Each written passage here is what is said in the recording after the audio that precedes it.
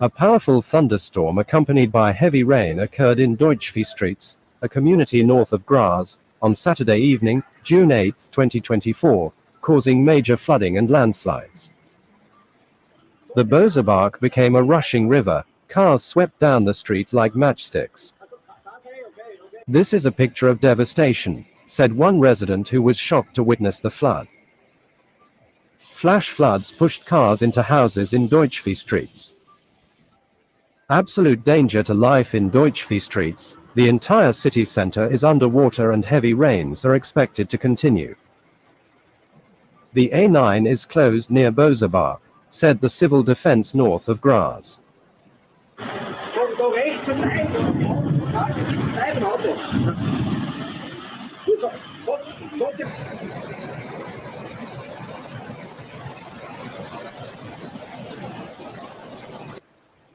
The trigger for flash floods is a large thunderstorm cell that first forms in the north, then moves east or south and breaks up into many small cells, said disaster expert Harold Eitner. As feared, severe thunderstorms hit Styria again on Saturday. In the afternoon, the storm raged mainly north of Graz and in the Mur and Meuse valleys. The center of massive rain is Deutschviehstreets in the Graz area. Bosebach has merged there to such an extent that, according to his description, today it is the same area as Mur. The situation in the area is very dangerous and firefighters have been on duty for hours. In Stubing, the amount of rainfall was even measured as 141 liters.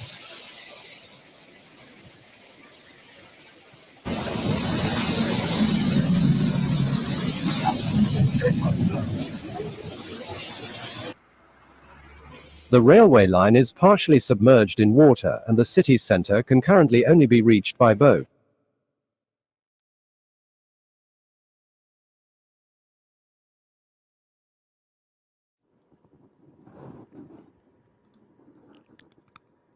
Shalom, beloved brothers and sisters, Jews and Gentiles alike. Welcome.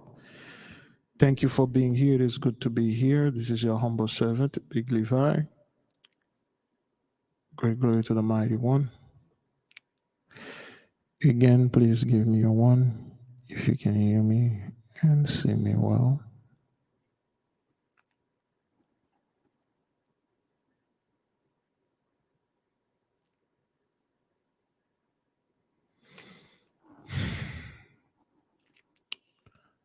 Thank you, beloved. Thank you. Once more, my apology for the tardiness. I got caught up certain place. Couldn't make it on time. But nonetheless, we are here. Today is our 25th days of our fast. And we said victory is in our midst. As you just saw, this event that took place in Australia, and this is not something that happened years ago, days ago. It just happened yesterday. Okay, it's all around the world. And I want the nation to, well, not the nation, the other nation, 83s, to understand that this judgment is indeed upon you. Of course, your media, your pastors, and especially your scientists now, they have nothing to say about it. Your pastor's been silenced for the past 4 years. Ever since 2020, they never said anything. They try to portray every single things that happen now, it's happening to them. Well, they've been oppressed.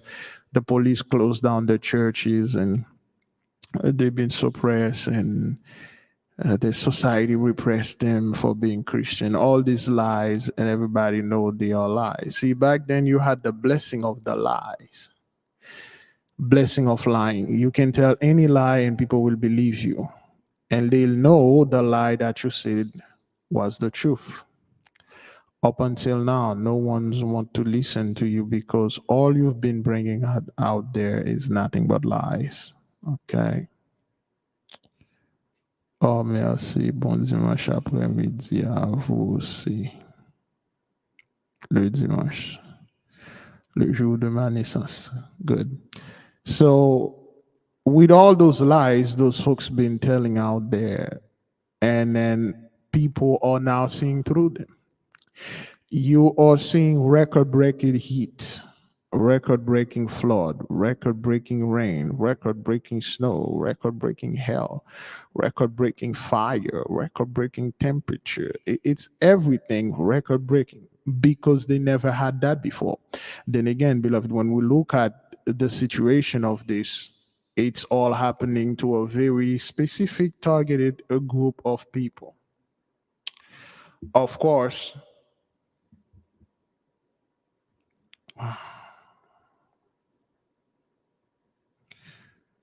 of course, they are doing their best, okay, to try to pin this on our people, trying to pin this on us.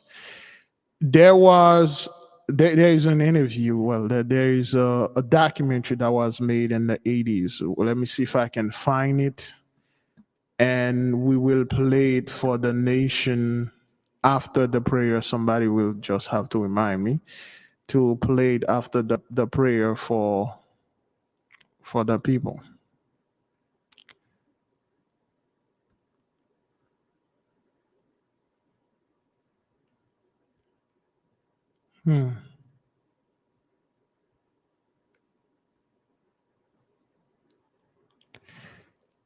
Came out in 1982 during the crack era, when you people were enjoying your blessing, and take your final blow at us so you can kill our people all over the world. So, beloved, with that being said, let us continue with the prayer. And then after that, we're going to move to certain documentary, and we'll have a discussion concerning when our people were going through it, especially the rent and housing and things like that. Heavenly Father, we thank you for this great blessing you bestowed upon us. The first one is to be able to see the end times, to be able to see the judgment come upon the nation that have done all those horrible and terrible things unto us. We thank you for giving us the opportunity to be alive and witness all those great miraculous things. Of course, to us, they are marvelous, but to them, it's nothing but other people, the elites or other things. They choose to lie to themselves and say, this is the doing of men, this is caused by men doing stuff. We know for a fact that you're doing this thing, it's only going to be amplified. Of course, now the pastors and preachers and reverends and all those dudes are silenced. The only people that are, it's somewhat, there are little conspiracy theories that, very dim, coming out there saying they're pseudoscience facts, so to speak. We know for a fact things going to come up, they won't be able to explain this because it won't be abide with the science. It'll be strictly magic, mythical, so to speak. It's going to be nothing out of the fantasy movie. And we thank the Holy One for bringing all those things upon the earth to show the earth his power and the love that he has for its people. We thank the Holy Spirit for being in the midst of us, for loving us, protecting us, guiding us. As today we are going through our 40-day fast, and today is our 25th days of fasting. Some of us are grueling, some of us are both grueling and high vibration and marching at diet and all that. We give the Holy One great praise, great thanks for keeping us safe, sane, and line, well composed, at peace. We are not dismayed, nor we are moved by the things that are going into the heaven, nor the things that are happening here into the earth, because we do know exactly what they are. We don't give so-called men and Satan praise for things we do not understand. Everything that happened, we know the Holy One is doing it for a purpose. We just have to stop, think, and rationally think again, and then come with a judgment. We do not burst out, this is the devil or the elite, or regurgitated scumbag stuff, the Gentiles being vomited out there. Now, beloved, again, We are approaching the summer solstice, as today is the 8th, the 9th. We have about 12 days, 12 to 11 days for the first portal of the summer solstice to open, which means when the sun's going to start going high and reach its highest apex. In this case, hits zenith. We ask the nation to take this special time. Of course, we're all going to be in the fast to pray. Pray and said, just like the sun is reaching its highest apexes, and it's bright, it's blazing in the sky. I want my life to be blaze and shine and wisdom and health and wealth and abundance. I want my people, my brothers, my sisters to shine with me. All those things, they have powers. We must use them. We must reject the mindset that 83 had programmed us to adapt. Anything that happened in the heaven is the devil, or anything that happened in the stars is the devil. Anything that you don't understand is demon. Don't touch it. Be afraid. It's dangerous. Drop it. Leave. Come back to me and I'll teach you good stuff. I got some of that white Jesus crack for you. We must reject this mindset. Of course, beloved, we do, us here in the AK family, we do reject that. Although there are certain people that are coming in the midst, acting they are like us, but when it comes to the hard stuff, they run. When it comes to face life and grab the bull by the horn, they all run to safety. And we do not need such cowards in the midst of us. Heavenly Father, may your will be done in this earth as it is in heaven. Selah, so be it. Much love to the Holy Spirit, great appreciation to the beloved brother, and greater love to the nation. Selah, so be it. Beloved, give the mighty one great praise, great glory. We will move on with the document in a moment.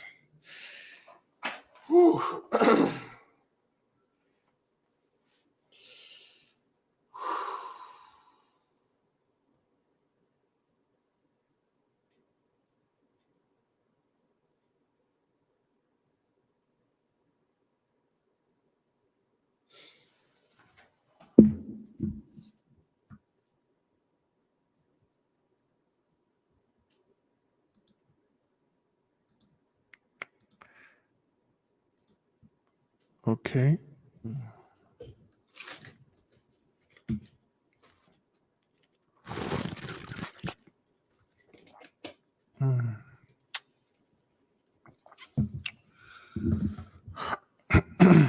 All right, brethren. Let's move to this documentary that came in 1982. Just for reference, this is not us swagger jacking. All right, this is just a back in time analysis. We're just trying to examine the things that happen and show those people we've been telling you those things, but of course you make fun of us and you make documentary of us and things like that. So there you go. There you go. All right then. I believe the nation can see it. Let us keep on moving. Less than a mile from the heart of downtown Miami is one of the bleakest ghettos in South Florida. This is Overtown, a predominantly black, overwhelmingly poor community filled with vacant buildings and people who have no jobs. So this is how you used to describe our people, Overtown, which was a flourishing town, beautiful town, Black Wall Street town. What you did, you build a highway over it, you destroy our people, you destroy us, and in 1982, you describe our people as being in the ghetto, overwhelmingly black and poor, and they have no job. You used to throw those little things at our people. You know, it looks good. It looks good. It make you feel nice because you won your blessing. Okay. It is an area riddled by street crime and drugs.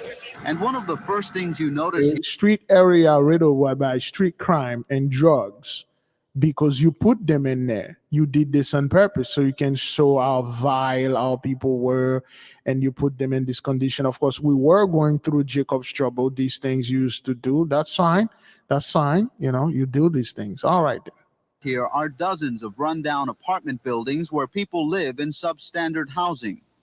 But some buildings in Overtown stand out like sore thumbs. They are owned by slumlords who live miles away from here in expensive homes. And even though they are in violation of Dade housing laws, little, if anything, is being done to repair them. Yes, Inspector. Who? Housing Inspector. For an entire month, our cameras followed Dade County housing inspectors through some of the worst slums in Overtown. Every day, inspectors find hundreds of housing violations in these buildings, some of them serious safety hazards, like this hole large enough for a child to fall through, and ceilings that cave in on tenants. We found people living with no hot water and plumbing that does not work. And we found tenants whose complaints to landlords fall upon deaf ears. The tub is always stopped up, the bathtub, and the sink in the bathroom, it's always stopped up.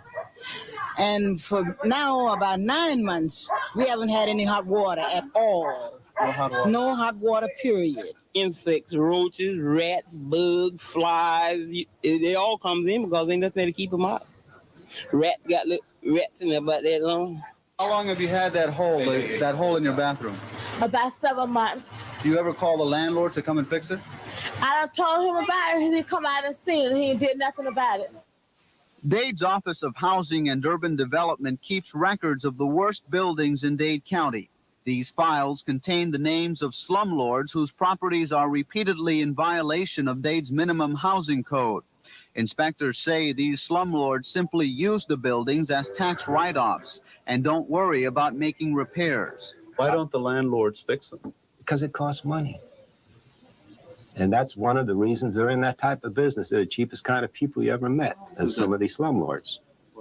During this series, we'll take a look at a handful of slumlords who each own several buildings. We'll look at the conditions of their properties and at the type of treatment they're given once they're taken to court. Tomorrow, we'll take a closer look at the lords of the slums. Elliot Rodriguez, Channel 4 News. Some of the worst slum apartments in Miami are... So now this is what you people did. Okay? You put drugs in our community. You destroy our people. You put them in the worst part of town. You never fix anything. And then you put your report out there. You humiliated them. You destroy their town. You destroy us. And this is not just in Overtown, South Florida. You did this everywhere. Every state, every place, every continent, everywhere that you go. That's exactly what your people did. And when our people complain, you tell them, get a job when you don't want to hire them. And when they have a little business, try to hire their own people, you sabotage it. It's your own fault. You choose to stay there. You choose to do this. You did this.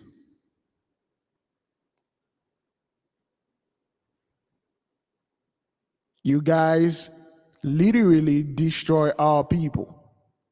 And you're not going to sit there and complain about, oh, well, your rent is too much, your food is too much, you don't have a job, your job is not paying you. You ain't gonna sit there and complain on TikTok about how things become expensive. Our people were telling you those things. Let's keep on moving. Owned by the least likeliest of people. Elliot Rodriguez examines ghetto housing again tonight in part 2 of his series. Ghetto Lords housing, of the that's what I Slum. used to call ourselves. The people who live at 1136 Northwest 2nd Avenue have a name for their apartment building. They call it the Hole. Dade housing inspectors call the 75-unit complex one of the worst slums in Overtown. Several months ago, inspectors cited the building for cracks in the ceilings of some apartments. The violations went unrepaired, and when a water pipe burst recently, the ceilings caved in. The bedroom set fell in on my brother, David. He was in the bed. And that's been about 6 days ago now. The ceiling fell in on your brother? Fell in while my brother was in the bed. Was he injured? Well, he didn't complain. So just said his shoulder was hurt a little, that's all. Tenants complained that the same month the ceilings came down, the rent went up. My apartment. So the rent, okay. Well, he didn't complain. So just said his shoulder was hurt a little, that's all. Tenants complained that the same month the ceilings came down, the rent went up. My apartment, they going up from $112 to $151. Okay, so. And that's too much for a place like this. This woman's plumbing. For $112, they were paying to stay in a place like this, trying to stay alive. And when the roof collapsed on them, what did you do? You didn't repair it. And in fact, you charged them. You charged them. You put from $112 to $151. You put almost $40 or $39 on this. That's what you did. You increased the rent upon all people. You hated them. You wanted them to be destroyed. You wanted them to be homeless, which you did. They become homeless. They become destroyed. Okay? That's what you did. And now people couldn't do anything because they had nowhere to go in their own land. They were suffering. Yet we mount our courage and we keep on moving on. You are not going to sit here and sit on your TikTok and making your little YouTube video about how things are expensive, how your landlord is increasing the money, how this. When those stuff were happening, you air it worldwide, nationwide. People saw this and they laugh. They laugh at the bodies of the two witnesses. They clap. They said, yes, yes, add more, bring more crack. Destroy them. They are non-human. Put abortion clinic in the midst of them. That's what you guys did. Is so bad she has to bail water from her bathtub out the window. And like the other slums of Overtown, the building is overrun with rats. The man who owns the hole, as well as other buildings in Overtown, lives near the Intercoastal Waterway in Hollywood. He is Milton Markowitz, a Broward real estate agent who's been in the slum business for 25 years. Markowitz blames the tenants for the condition of his building. So this is how you used to be, a bum. But you make so much money of our people. I made mine in real estate business. Used to be a bum. And this guy straight up Ish. Okay, he's straight up Ish. Ish was was and still is the spearheaded of this. He was the one who did all those stuff, destroying our people. And then now you people are, well, we need to stop giving money to Ish. Well, what do you mean you need to stop giving money? When they were doing things like that, still doing it, you were benefited from it. And now you don't. Element that you have living there, the tenants, where they have basically. Milton Markowitz, Overtown landlord. All right? Ish. No respect for the property. When they're drinking a can of beer, they're not going to put it in the trash receptacle. They're going to throw it right down. I have a man living on. It's their own fault. Well, it's their own fault. They disrespect the property. You know, it's a beautiful property. They did this to it. You know, they destroyed the property. They drink a can of beer, they throw it on the ground, which is a very big deal for me, you know. On premise as a manager, he does nothing but keep it clean every day. He's cleaning up that place. About a block away from the hole is an 81-unit complex where inspectors have found more than 700 housing code violations. The owner is Jonathan Brooks, who lives in an affluent section of Southwest Dade. When we caught up with Brooks collecting the rent at a Liberty City building, he refused to talk to us about why the violations aren't corrected. In Opelika, the Reverend Isaac Mickens is pastor of Memorial Temple Baptist Church. But the Reverend Mickens is also a landlord, and his buildings in Overtown have been cited for several serious housing violations. This bathroom floor, for example, is near collapsing. There are holes in ceilings and walls. Nevertheless, the Reverend's son says his father does his best to keep the buildings in good shape. We fix up our properties nicer than anybody else over town, any of the owners over town. And when we rent them, everything is perfect in the apartment. We just bought some apartments. But Dade housing inspectors say they've been trying for several years to get the Reverend Mickens to comply with the housing code with no luck. So that's what your pastors were doing. They were in on it too. They were in on it too. That's what those pastors were doing. They were in on it too. They see the suffering of our people. A lot of people that look like us, some of them may have been us. They participate in these things. And that's why we see a lot of them are being no more. And we need to stop to say, oh, well, this brother, he looked like us. This reverend, he's black like us. No, they were in on this thing. They were destroying our people. They were all about this stuff.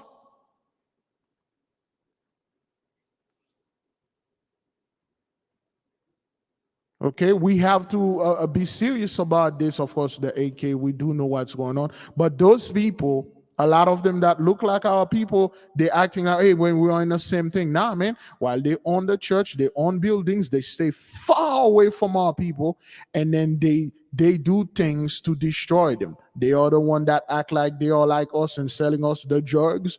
They are the one that snitch on us and put our people in jail. And they are the one that come in there. Hey, man, hey, black power, man. Hey, what are all the black power stuff that you're doing at home that anybody don't know, so I can do it too? Let's keep on moving. The same goes for Jonathan Brooks and Milton Markowitz. Tomorrow we'll take a look at one of the few slumlords ever to be sent to jail. Elliot Rodriguez, Channel 4 News. Amid the rubble of some of the worst slum apartment houses in Miami, there has emerged the name of one landlord in particular who has drawn the wrath of housing inspectors. Elliot Rodriguez tells his story tonight in part 3 of our series, Lords of the Slums. Dade housing inspectors say the owner of this Overtown apartment building is one of the most troublesome slumlords in Dade County. The man housing inspectors love to hate is Randolph Kaut. The 28-year-old realtor with the Kai's Company at one time owned 6 buildings in Overtown. At one building, we found gaping holes in ceilings, floors, and walls. For months, tenants have had no hot water and no cooking gas, and some violations are potentially dangerous. Okay, this is the situation our children, our men and women were living, and you were laughing at us. You were laughing at us. You put our people in this situation. You put them in this type of stuff, and then you were laughing. You air it. You know, you guys drink to this. You have toast. Cheers. That was good. That was good. Good stuff. You were in your blessing. And then you are calling those children crack babies. That's what you folks did. And you're not going to sit there and complaining that, well, rent is expensive. This is expensive. That is expensive. Food is expensive. They are turning off my gas. They are turning off. Shut the hell up. You're going to take it just like our people did take it.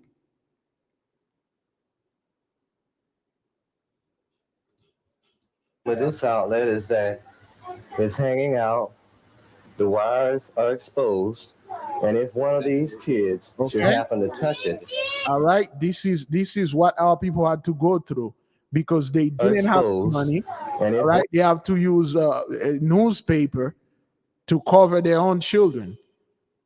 Okay, this is a little baby, a little toddler here, and then when those people grow up, all right, they out of their mind. They have all sort of mental health. You're supposed to have mental health if you were raised in a situation like this. You have some type of mental issue if you were supposed to be in an environment like this, because things like that created stuff like this. You're supposed to be sick. You're supposed to have diabetes, high blood pressure, All sort of things supposed to happen to you if you are one of those babies raised in this type of condition. And then you're going to sit there and then, oh, well, you know, the elites, they own everything now, which is bad. As if just now they just own everything. They've been doing those things, but they weren't happening to you. They weren't happening to you. They were happening to us and our people worldwide. If you are in America, whoever the hell you are, you have mental issue. You can't not have it. You have it. Whether you want to acknowledge it or not, you do have it. That's why we all have to work on this. We've been working on ourselves for about 3 years now, and we are doing better. Let's keep on moving. One of these kids should happen to touch it the wrong way, it's quite possible that they could get shot to death. Count claims he makes repairs on his buildings, but says that whenever something is fixed, it is not long before it is broken again, either by vandals or his own tenants. You can put in a window one day and the glass is broken the next day.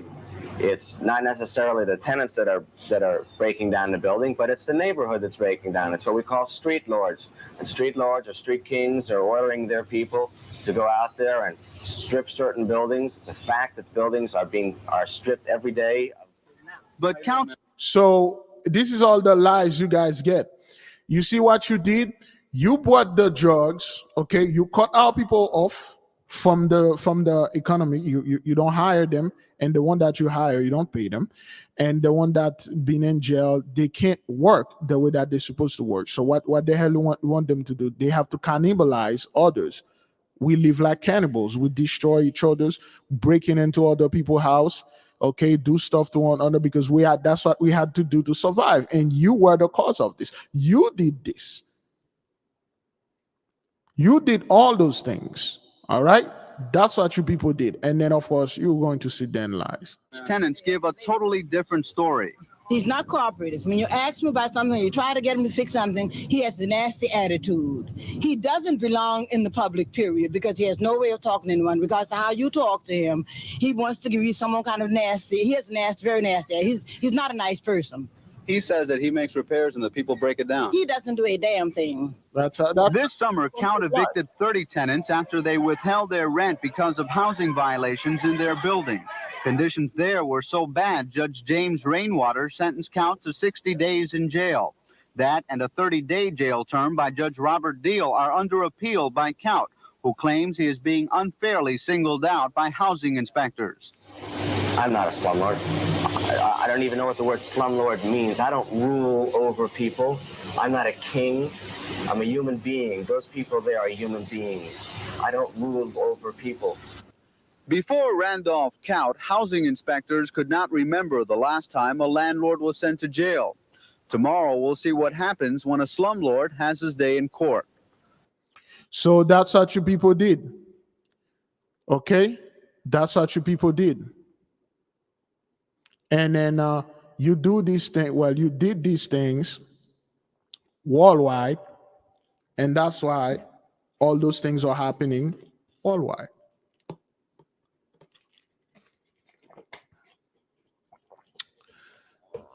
A lot of those dudes, somebody say, I wonder what happened to them. A lot of them are no more. We can do a little quick research. Most likely, we might find something, but a lot of those guys are no more.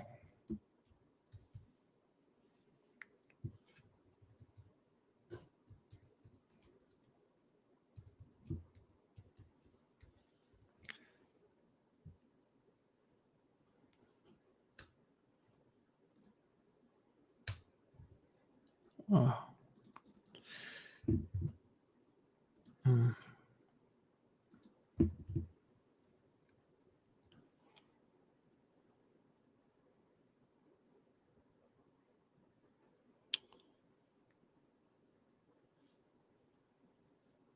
Okay, this is some kind of lawsuit here. I'm not quite sure. Randolph Counts as trustee. Quite sure what that is. some kind of case complaint, against this guy. This guy's still going to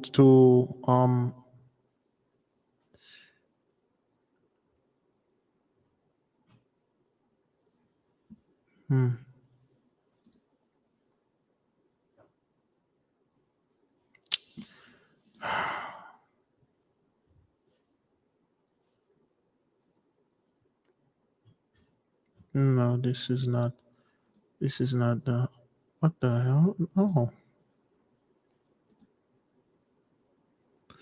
Nah, those people, a lot of them are no more. A lot of them are no more.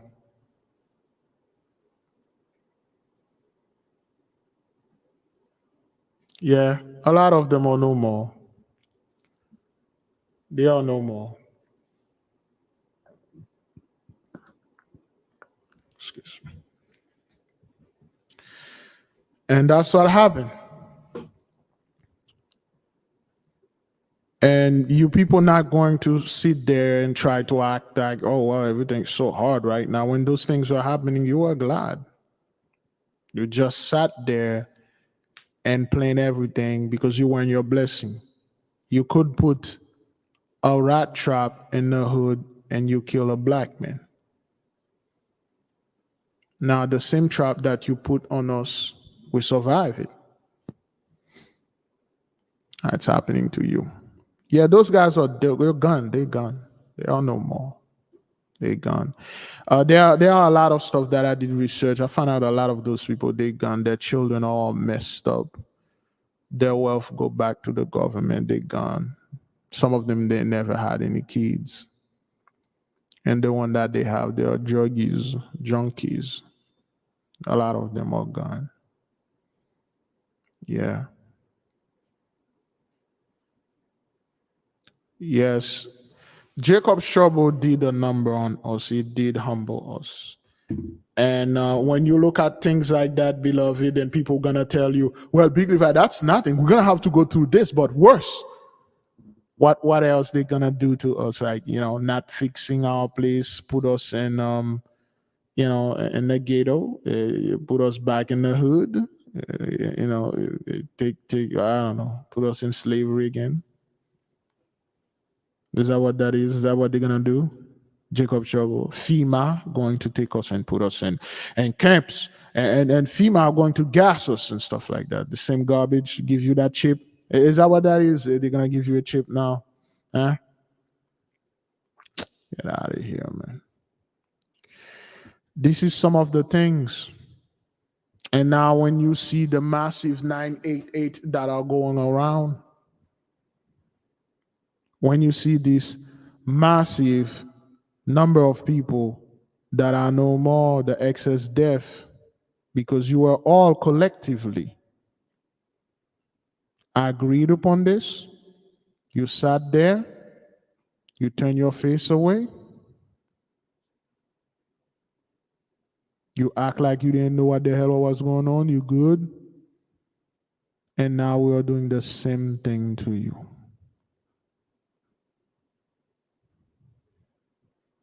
We're turning our face away.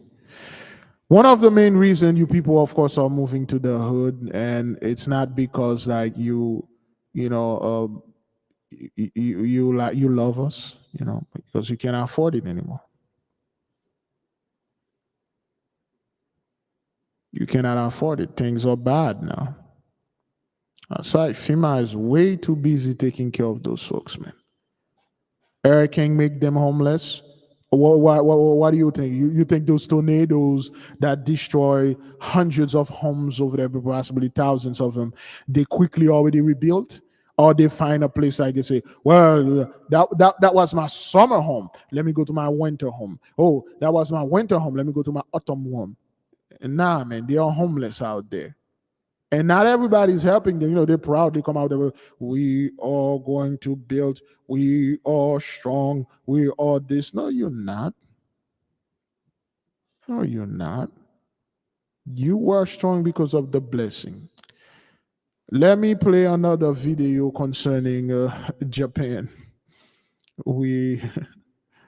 we have to come to Japan. So let me play another video concerning Japan. Was the was you know what? No. There you go. So this is Japan. And the title of the video, Japan's labor shortage, seniors take on new roles. People, there's no such things as a labor shortage anywhere. There are plenty of work. It's just you guys do not have the population to do those jobs. It's not like, oh, those jobs are beneath me and stuff like that. You do not have the numbers. Point blank, period.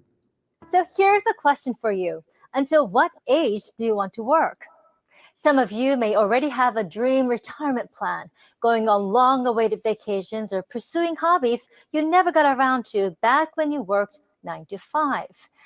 In Japan, a country that boasts the world's longest average healthy life expectancy, it turns out that a lot of older people still want to work. Maybe not as hard as they did in their 20s, 30s, 40s, or even 50s, but just enough for the money, social connection, stimulation, and the challenge. And with Japan facing a labor shortage amid the country's low birth rate, older people eager to take on new tasks are hopping back into the workforce. Low birth rate, no, you do not have a low birth rate. You have zero birth.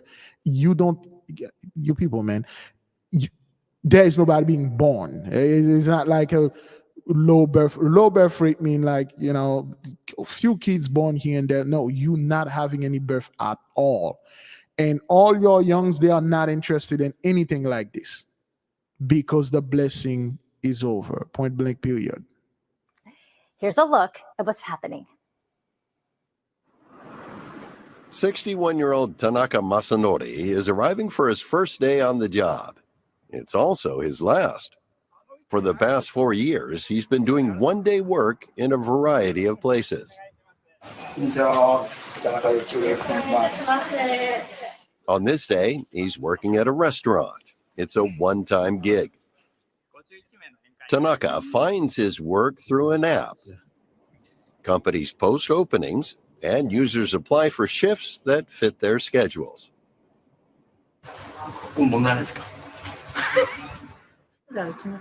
After receiving detailed instructions, Tanaka gets busy.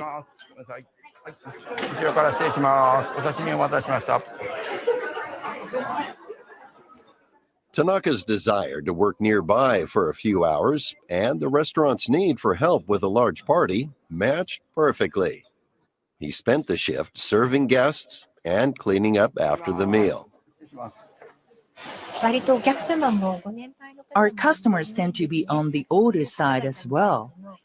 The way he took care of our guests today was really nice.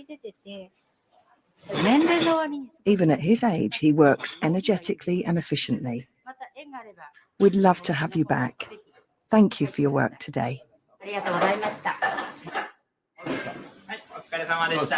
After scanning a QR code, Tanaka's job is done. He immediately receives about $30 for his 4-hour shift.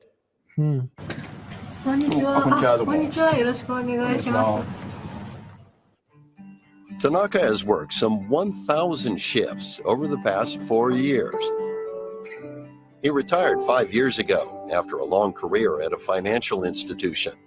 He'd saved for his retirement and imagined a life of leisure. But the unexpected happened. I was going crazy sitting at home, so I decided to work part-time. That's when he discovered gig work.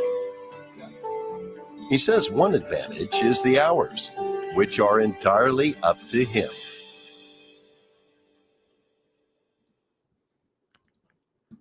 So that's what happened. That's what's going on to Japan. And we could go a little bit further, but this is not the proper place for this. See, they are calling all those old people back to work, not because they're retired. Look, anyone out there that retired that was working in financial that make millions and they retire, they ain't gonna go back to work, do gig work. They're going to travel the world, go open up a business, do other things. Now, there are certain industry in Japan, the young men are not interested in that unless unless you're getting down with some octopus or squid or some weird things, they will get into it. But they are calling this dude is 97 years old. They call him back. They're like, yo, man, the hit you used to do in the 70s, we gonna need that game back. I do like, yo, what the hell? Yo, I can't even stand up right now to get back in the game, man. We just need you back. And they brought him back. Okay? Yes. Oh, thank you.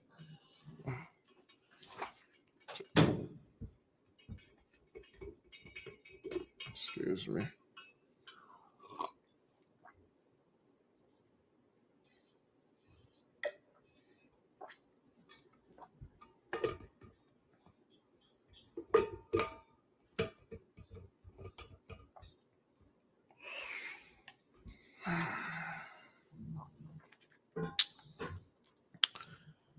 Yeah.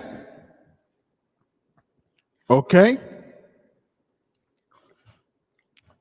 So they don't have this workforce over there. And people are saying, okay, well, why can't they just get immigrant, like we're doing here? It is not just Japan. It's everywhere except for key certain places. They don't have enough people. We do know the reason why the so-called United States get all those migrants here, not because like they just come here on their own will. They just break through the border and then they just bravado themselves in here. No, they call them, they facilitate their coming into here, and then they give them things because they do not have the population. A lot of you might say, okay, well, I've seen plenty of so-called white people out there. No, listen. The so-called, the one that you see out there, they can't work either. A hell of a lot of them are on drugs. They are on drugs. They can't work. They seems they are normal, but they aren't. If you put them working someplace, they can't work at all. They either going to vendor the place and then get that money for this ish, or they just can't work at all. They simply can't. And those are the one that can't work. The one that can work don't want to work. Why? Because they don't see the benefit of it. And then they are putting this burden upon our men, especially our men. Well, men, why should we work so women can have all the money? I'm walking away from women.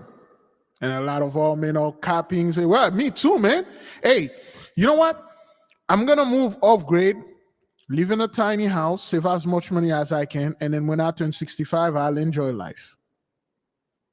See, 83 is a bunch of cowards. They were glad to face life when they had the money, they had the blessing, they were going around, have many women and men that they want to get, they were having children all over. But the moment the blessing is cut, and then now they're coming in the midst of us and tell us, hey man, hey, just live in a tiny house, move off grade, and then stay inside, don't come out, don't have kids, and just stay there. Children are too much money, man. You don't have that money. Economy is doing bad, everything gonna do bad. No, whoa, hang on, friend, though. You doing bad. Your economy is not doing good. You can't walk on 3 legs. Your wound is closed. You are walking away from women. I ain't. My brethren and I will not. Our future is bright. Our future is beautiful, lush, magnificent. I ain't gonna sit there and be like you people over there. Well, the drugs epidemic and stuff, the drug epidemic started with us. You started the drug epidemics in the middle of us. There's another excuse me.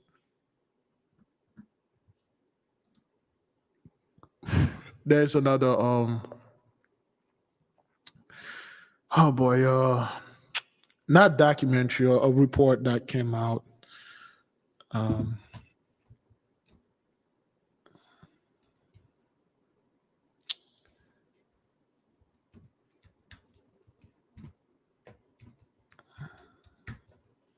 I forgot to play this video. There you go.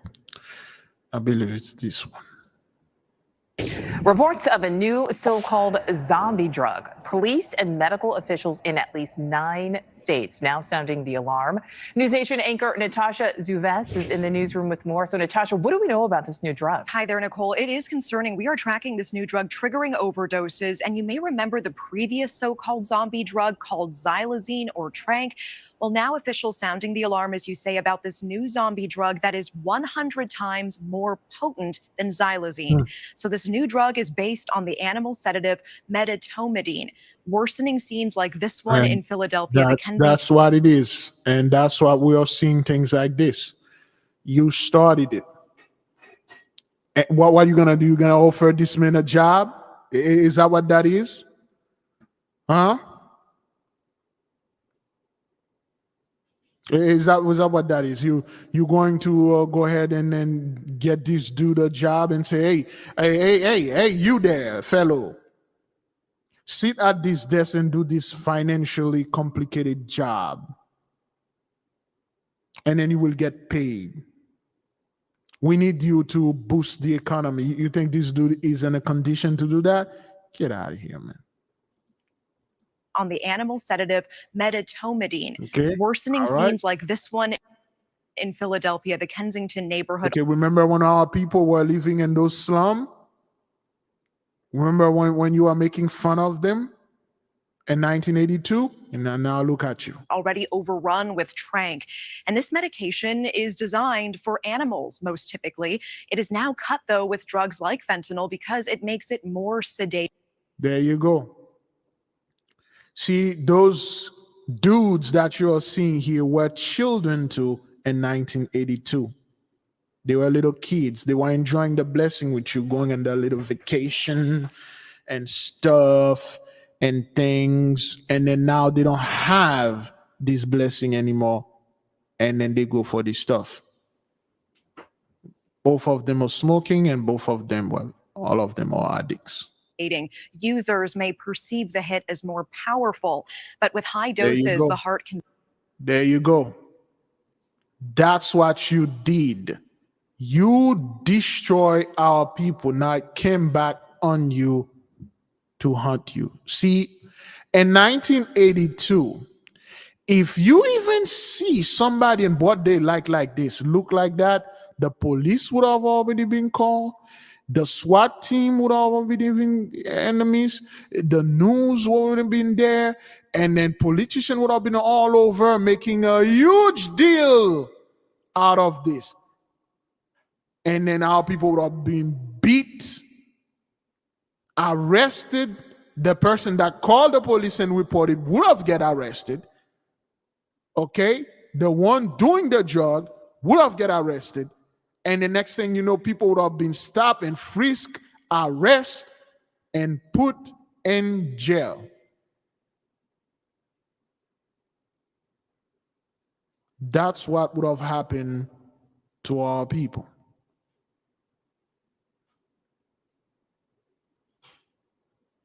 And then now these things happening to you, nobody going to jail. Well, we cannot arrest our way out of this. You know, we cannot incarcerate it, our way out of this. You know.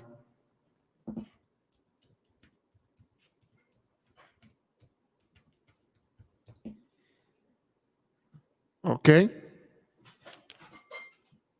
So now suddenly, excuse me, oops. Now suddenly you have guys like this. We cannot arrest ourselves out of the drug issue. We cannot keep declaring war on our people. This was a war on drugs, but no drug ever went to jail. Okay, this is a chief of police. Okay, We, the police, were going out every day and arrest. This was a war on drugs. We cannot arrest ourselves out of the drug issue. We cannot keep declaring war on our people. now it's your people. Again, this thing come out 9 years ago, okay? All right, let me see if I can. Here we go. This came out 2014. That was about the same time Sister Lisa was putting the opioid epidemics thing out there, you know. And that's when this thing was really bad upon them, and they were hiding it. They were focusing on our people. Okay, this is a police officer here. Okay, we cannot arrest our people, drugs, because now it is your people. Now, because it is your people. Yeah, that piano always there. You cannot miss this. Okay, remember when you were, for instance, is that no? We already passed. When we were watching the 1982, did you hear any piano? Did you hear any soft music saying, "Oh man, this is sad"? No, just rough and stuff like that. That's a police officer here. This was a war on drugs, but no drug ever went to jail. Okay, Jim Poggle, former chief of police. Okay, Seattle Police Department.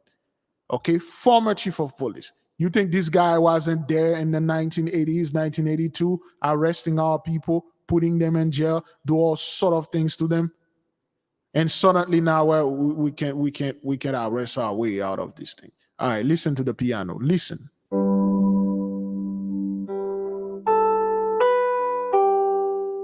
We, the police, were going out every day and arresting the very visible, and also we didn't consider at the time, but the very vulnerable, street level, nonviolent, addicted person. People who are selling either to get enough money to buy their own small amount of drugs so that they can satisfy their addiction, or selling just enough so that they can pay back their mid-level dealer and then also pay the rent or put gasoline in the car. There you go, pay the rent. You're saying the same thing our people have been doing, been telling.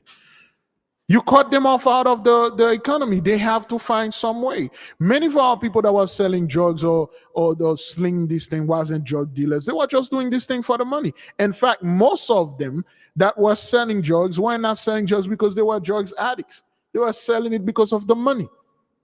They didn't have no job, no nothing. You did those stuff to our people. Now you try to make it look well, you know, non-violent and stuff.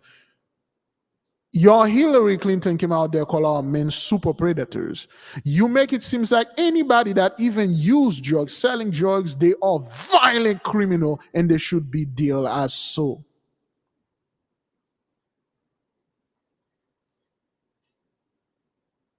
And then now, you people like, well, we cannot arrest our way out of this. It's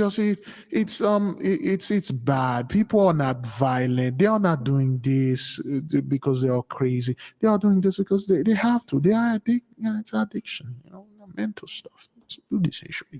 Or get food on the table. Pretty soon we realized that this just wasn't working. So that's what began the conversation. There you go. What can we do to change what's obviously a flawed approach? At point of arrest, the officer would go out, and if the person was nonviolent, non-predatory, if they had 3 grams or less of any, if the person is non-black, just saying it, that's it.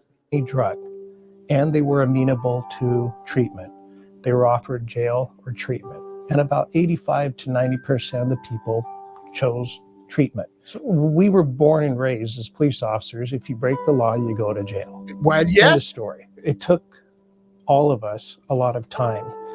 Look, it's not, if you break the law, you're supposed to go to jail. Like Trump, he broke the law 34 times.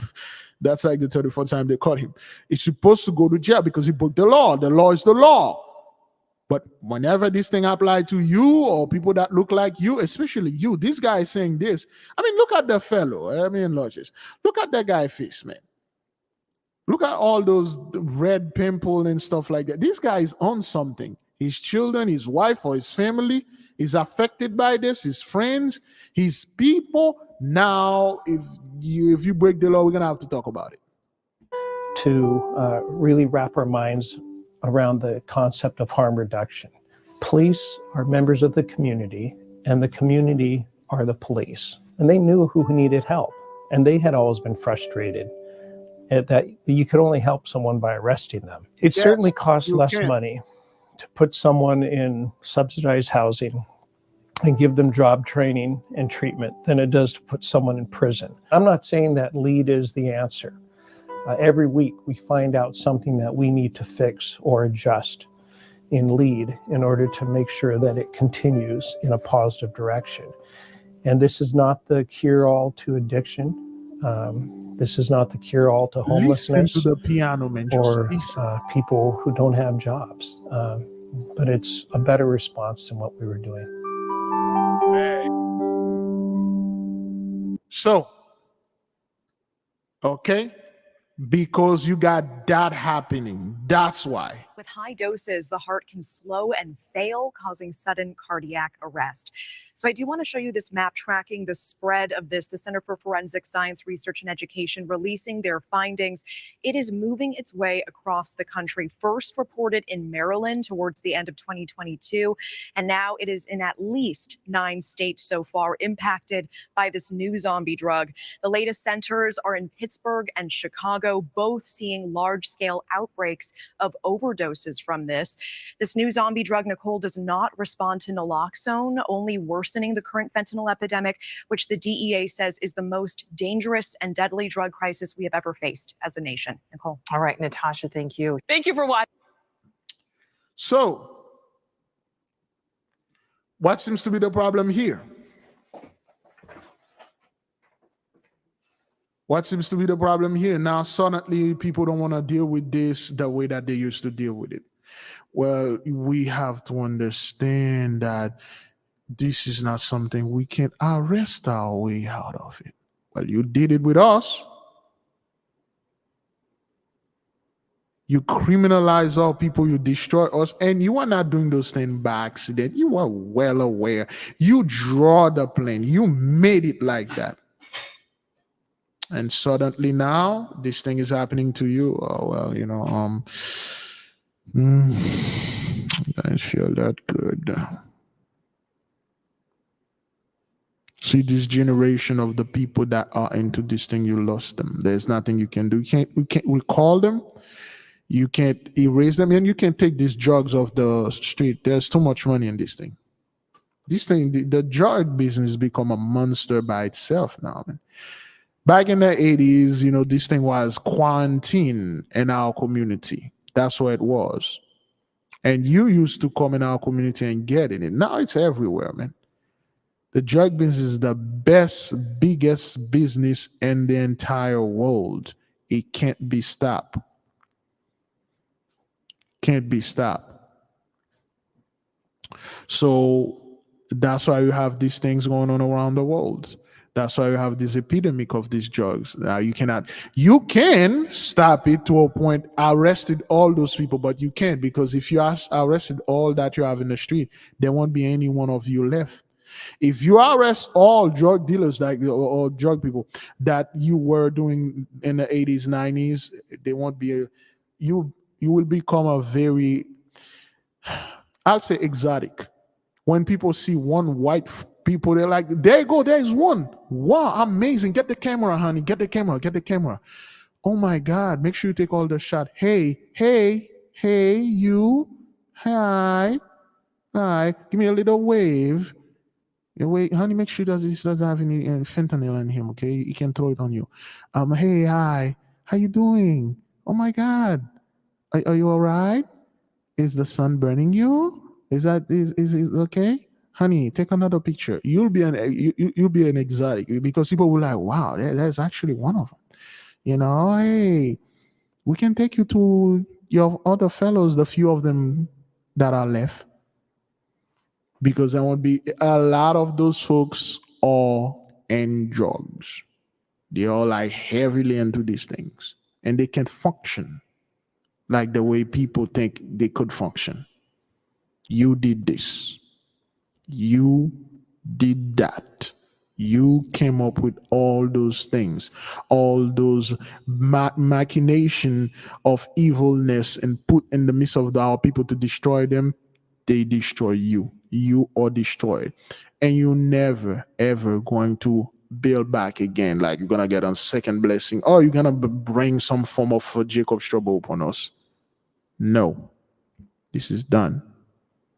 Victory is in our midst. There's nothing you can do here or in the future that will save you. And your people are still lying to you, telling you, the economy is that we are at the best time of our life. They've been telling you this because it was true. You were in your blessing. Now you're in the same position that we are. You man.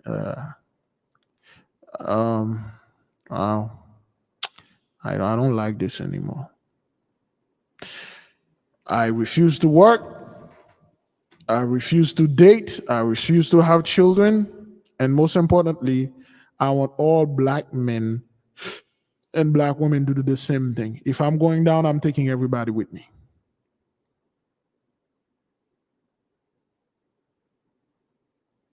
And I don't want our people to get involved with this garbage. Anybody that try to drag you into, walking away from dating, you walk away from dating, Negro. Although you do not date, you do not get involved in any of that. Don't repeat after those people. Tell them you walk away.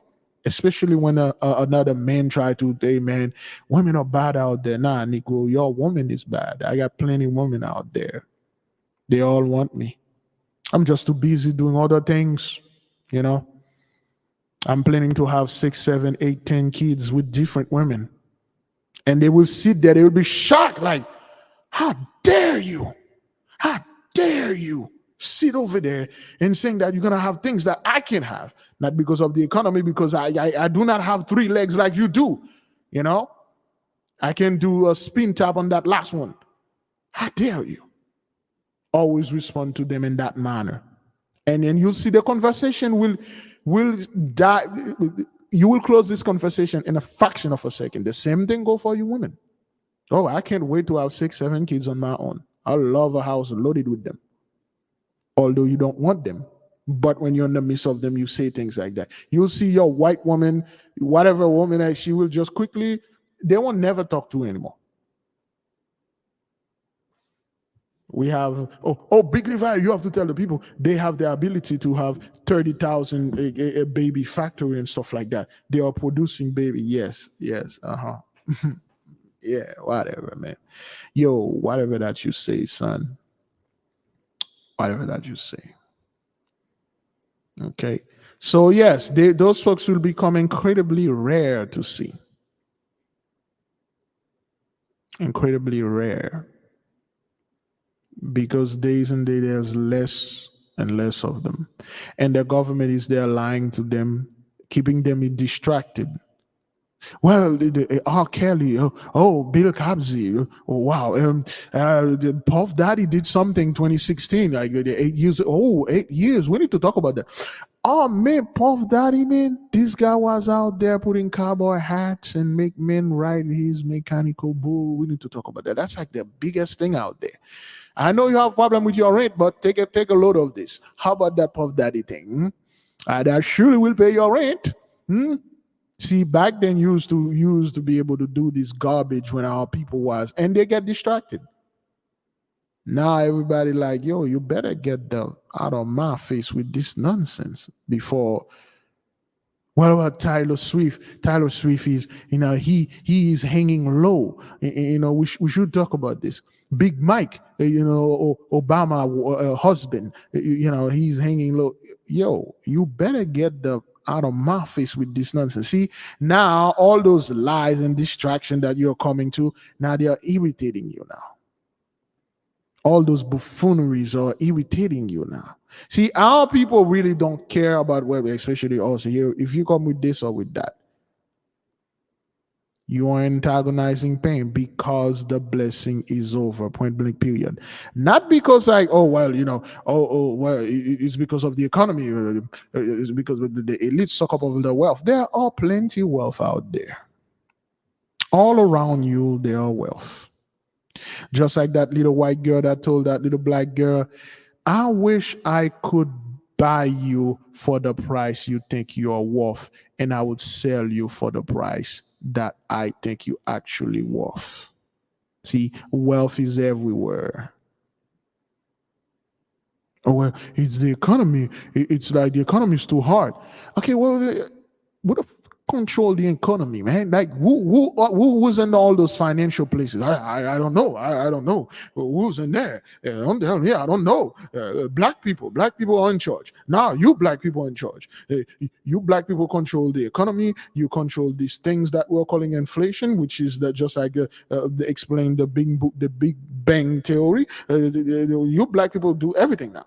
You put us in this situation because you are always in charge. You were in charge of putting the books together. You were in charge of telling people what to read and what not to read. Now, because of what black people did with the whole civil rights things, we are in this thing. Yeah. That will fly. That will fly. Oh, hell no. See, there's young generation, if we may call them like this, they are blaming you. They put everything on you because they know you did this. They're not stupid. They're not stupid. They know you did all those things, and they are coming back and hunting you. All right, beloved. If you have any question, please let us know. The book, of course. The book will come out June the 25th, which is about 14 days, 13 days from now. And we are in our 25th days of fasting. Some of us are ghouling, just drinking a little water. Some days are better than others, but for the past 3 days, I've been doing magnificently well. My body is rejecting a lot of stuff, the electrolytes, even the baking soda that I use to brush my teeth, and it's rejecting the taste. All I can drink now is water, barely coconut water. And I'm doing okay. I'm doing all right. It's do or die. And you have to do the best that you can because that was your covenant. You shouldn't make any covenant like that. It's keep on pushing, Yes, sister. Yours been shipped Friday. What was it, Friday? Yes, Friday. Yours been shipped. I'll send you the receipt. Yours been shipped.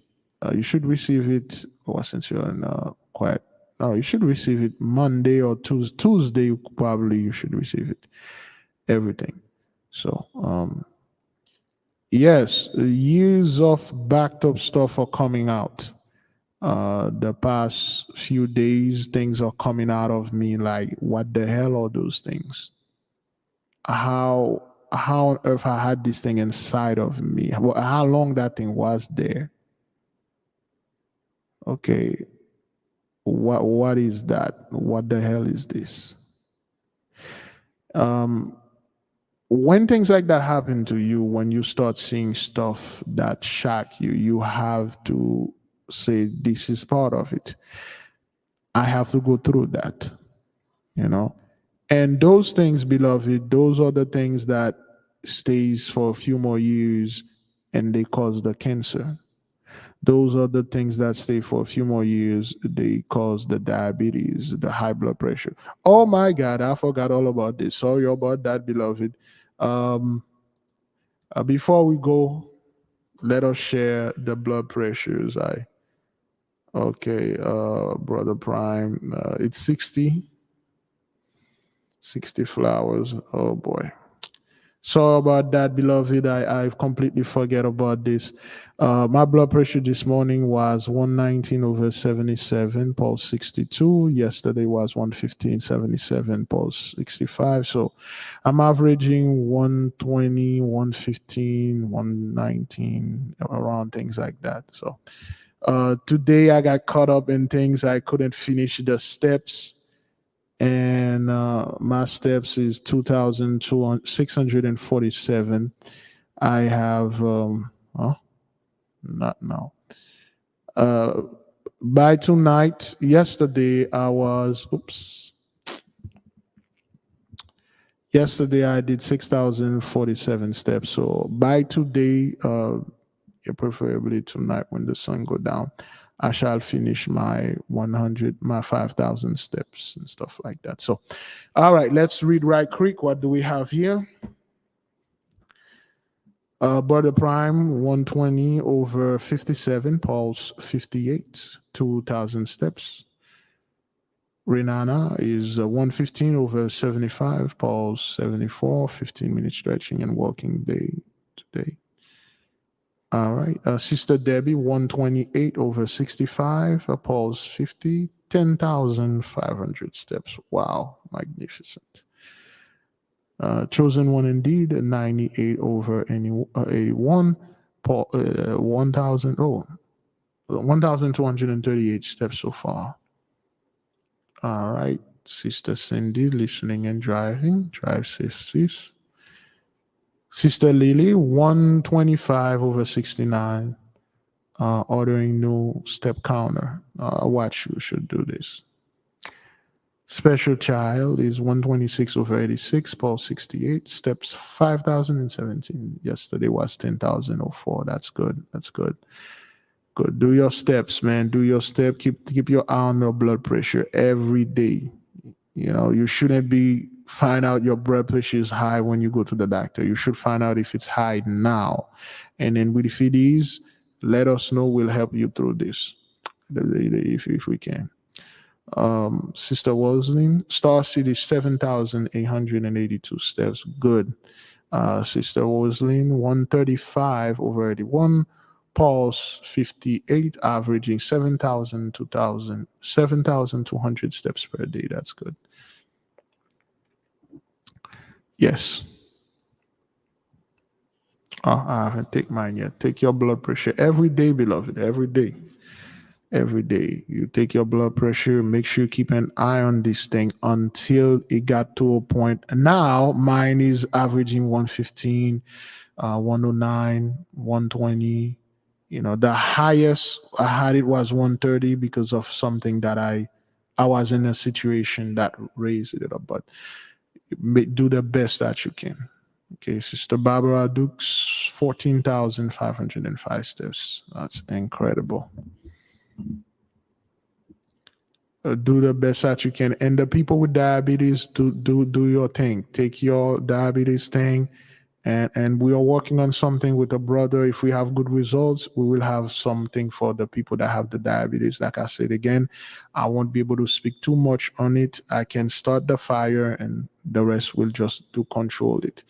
And then we'll have something for the diabetic folk so they can do things. Okay, Sister Felicia Sharp, 133 over 89, Paul 71, no steps today, going to work and we'll make up good. Miss Abby is 123 over 66, Paul's 93, 4,447 steps so far. That's good.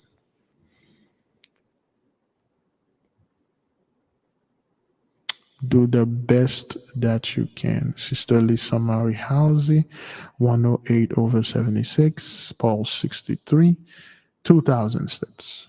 That's good. As long as you keep, again, beloved, like I said before, it will take time. You have to be patient with it. Everything takes times, okay? Give it times, it will regulate it because those things are years of building up. So give it times when you're walking, give it time, and then it will regulate by itself, okay?